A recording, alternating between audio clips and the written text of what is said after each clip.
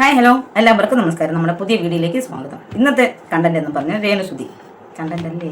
അതെ, കണ്ടന്റ് തന്നെയാണ് രേണുസുതി. എല്ലാവരും എവിടെ നോക്കിയാലും ഇപ്പൊ രേണുസുതിയുടെ കണ്ടന്റ് മാത്രമേ ഉള്ളൂ. പറഞ്ഞ് രേണുവിനെ എല്ലാവരും കൂടി ഒരു പരുവത്തിലാക്കി വെച്ചിട്ടുണ്ട്. എല്ലാവർക്കും ഇപ്പം സംസാരിക്കാൻ താല്പര്യവും അറിയാൻ താല്പര്യവും എല്ലാം രേണുസുതിയുടെ കാര്യം അറിയാനാണ് എല്ലാവർക്കും താല്പര്യം. അതുപോലെ തന്നെ രേണുസുതിയുടെ ഫാമിലിയിലുള്ള വ്യക്തികളും ഇപ്പം എല്ലാവർക്കും ഓരോ വ്യക്തികളും ഓരോ കണ്ടന്റുകളായിട്ടാണ് ഇപ്പം പുറത്തു വന്നുകൊണ്ടിരിക്കുന്നത്. അപ്പം ഇന്ന് ഞങ്ങൾ ചർച്ച ചെയ്യാൻ പോകുന്ന വിഷയം എന്താണെന്ന് വെച്ച് കഴിഞ്ഞാൽ സോഷ്യൽ മീഡിയ നമ്മൾ ഈ ചാനൽ തുടങ്ങിയിട്ട് ആദ്യമായിട്ടാണ്.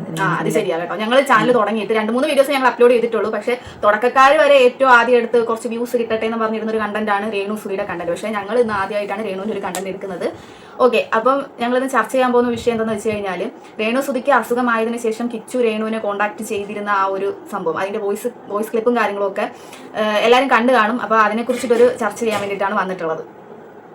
ജൂൺ 13 തീയതിയാണ് രേണുസുതിക്ക് അസുഖമാണെന്നുള്ള കാര്യം സോഷ്യൽ മീഡിയയിൽ കൂടി പൊതുജനങ്ങളെ അറിയിച്ചത്. അതിനുശേഷം കിച്ചു വിളിച്ച കോൾ അറ്റൻഡ് ചെയ്തത് പക്ഷേ രേണുസുതി അല്ല, രമ്യയാണ് കോൾ അറ്റൻഡ് ചെയ്തത്. രമ്യ കിച്ചുവിന്റെ കോൾ അറ്റൻഡ് ചെയ്തു. പക്ഷെ രേണുസുതിക്ക് ആ കോൾ കൊടുത്തില്ല.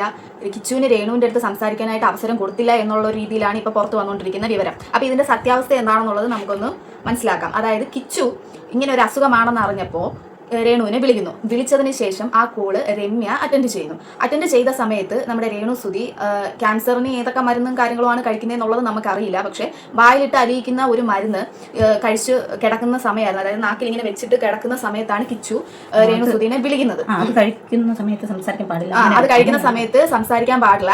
അപ്പൊ ആ ഒരു സമയത്ത് സ്പീക്കറിലിട്ട്, അതായത് രേണുസുതിനെ കിച്ചു വിളിച്ച സമയത്ത് രമ്യ കോൾ അറ്റൻഡ് ചെയ്ത് സ്പീക്കർ ഫോണിൽ ഇട്ടാണ് രേണുസുതിക്ക് കേൾപ്പിച്ചു കൊടുക്കുകയാണ് ചെയ്തത്. അപ്പോൾ കിച്ചു സംസാരിക്കുന്ന കാര്യങ്ങൾ രേണുസുതി കേൾക്കുന്നുണ്ട്.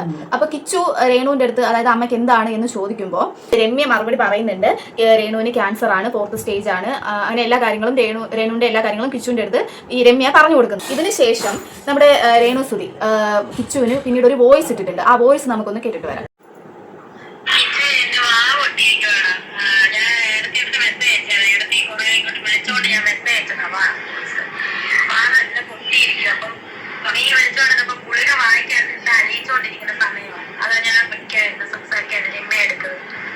ഗുളിക വായിക്കാത്തിട്ട് അലിയിച്ചിട്ടില്ല.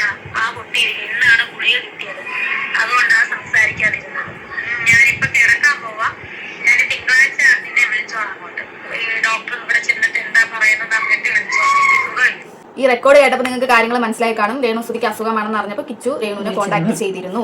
ആ സമയത്ത് രേണുസുതി മരുന്ന് കഴിച്ച് കിടക്കുകയായിരുന്നു, നാവിൽ വെച്ച് അലിയിക്കുന്ന ടാബ്ലറ്റ് കഴിച്ച് കിടക്കുകയായിരുന്നു. ആ സമയത്ത് സംസാരിക്കാൻ പറ്റില്ല. അപ്പൊ അതിനുശേഷം കിച്ചുവിന് രേണുസുതി ഇട്ട റെക്കോർഡാണ് നമ്മളിപ്പോൾ കേട്ടത്. അതായത് വോയിസ് റെക്കോർഡ് വാട്സപ്പിൽ അയച്ച റെക്കോർഡാണ് നമ്മളിപ്പോൾ കേട്ടത്. അതിൽ വ്യക്തമായിട്ട് പറയുന്നുണ്ട്, കിച്ചുവെ ഞാൻ മരുന്ന് കഴിച്ചിട്ട് കിടക്കുകയാണ്, അപ്പോൾ ഞാൻ നിന്നെ അങ്ങോട്ട് തിങ്കളാഴ്ച വിളിച്ചോളാം, വായെല്ലാം പൊട്ടിയിരിക്കുകയാണ് എന്നുള്ള രീതിയിൽ കിച്ചുവിന് രേണുസുതി വോയിസ് അയച്ചതാണ് നമ്മളിപ്പോൾ കേട്ടിട്ടുള്ളത്. അപ്പോൾ ഇതിന് ശേഷം കിച്ചു ആണെങ്കിൽ അവർക്ക് യാതൊരു വിധത്തിലുള്ള റിപ്ലൈയും കൊടുത്തിട്ടില്ല. മെസ്സേജ് ആയിട്ടും വിളിച്ചിട്ടും ഒരു വോയിസ് അയച്ചു കഴിഞ്ഞാൽ നമുക്ക് തിരിച്ചൊരു ആ വോയിസ് കേട്ടെന്നുള്ളൊരു റിപ്ലൈ എങ്കിലും, അല്ലെങ്കിൽ നമ്മൾ അത് കേട്ടു എന്തെങ്കിലും റെസ്പോൺസ് നമ്മൾ ചെയ്യുമല്ലോ, അങ്ങനെ യാതൊരു വിധത്തിലുള്ള റെസ്പോണ്ടും ചെയ്തിട്ടില്ല. പിന്നീട് വിളിച്ചിട്ടുമില്ല, യാതൊരു വിധത്തിലുള്ള കോൺടാക്റ്റും കിച്ചു ചെയ്തിട്ടില്ല. അല്ലാതെ കിച്ചുവിനെ എല്ലാവർക്കും വലിച്ചു കീറി ഇട്ട് കൊടുക്കാനായിട്ട് രേണുസുതി ഇട്ട് കൊടുത്തെന്നോ അങ്ങനത്തെ കാര്യങ്ങളൊന്നും അല്ല. എല്ലാവർക്കും കൂടി എടുത്തിട്ട് പൊങ്കാല ഇടാനായിട്ട് കിച്ചുവിനെ എറിഞ്ഞു കൊടുത്തെന്നോ അങ്ങനെയൊക്കെ ഉള്ള പല കാര്യങ്ങളും ഇതിൽ വരുന്നുണ്ട്. ഇതിപ്പോൾ ഞങ്ങൾ രേണുസുതിനെ സപ്പോർട്ട് ചെയ്യുന്നില്ല, കിച്ചുവിനെ സപ്പോർട്ട് ചെയ്യുന്നില്ല. ഇതിൻ്റെ അകത്തുള്ള സത്യാവസ്ഥ ആയിട്ടുള്ള കാര്യങ്ങൾ സംസാരിക്കാൻ വേണ്ടിയിട്ട് മാത്രമാണ് വന്നിട്ടുള്ളത്. അപ്പോൾ നിങ്ങൾ വിചാരിക്കും നിങ്ങൾ രേണുസുതിനെയാണോ സപ്പോർട്ട് ചെയ്യുന്നത്, കിച്ചുവിനെ? ഒരുപാട് പേര് കിച്ചുവിനെ സപ്പോർട്ട് ചെയ്യുന്നവരുണ്ട്. അപ്പോൾ വിചാരിക്കും കിച്ചുവിനെ സപ്പോർട്ട് ചെയ്യുന്നില്ല, രേണുസുതിനെ മാത്രം.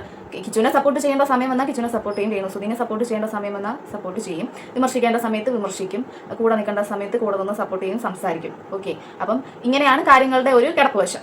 അപ്പോൾ രേണുസുതി കിച്ചുവിനെ മറ്റുള്ളവരുടെ മുമ്പിൽ വലിച്ചു കയറാനായിട്ട് എറിഞ്ഞു കൊടുത്തിട്ടില്ല. നിങ്ങൾ കിച്ചുവിനെയാണോ രേണുവിനെയാണോ സപ്പോർട്ട് ചെയ്യുക എന്നുള്ളത് താഴെ കമന്റ് ആയിട്ട് രേഖപ്പെടുത്തുക. പുതിയൊരു വീഡിയോ ആയിട്ട് ഉടനെ കാണാം. ബൈ.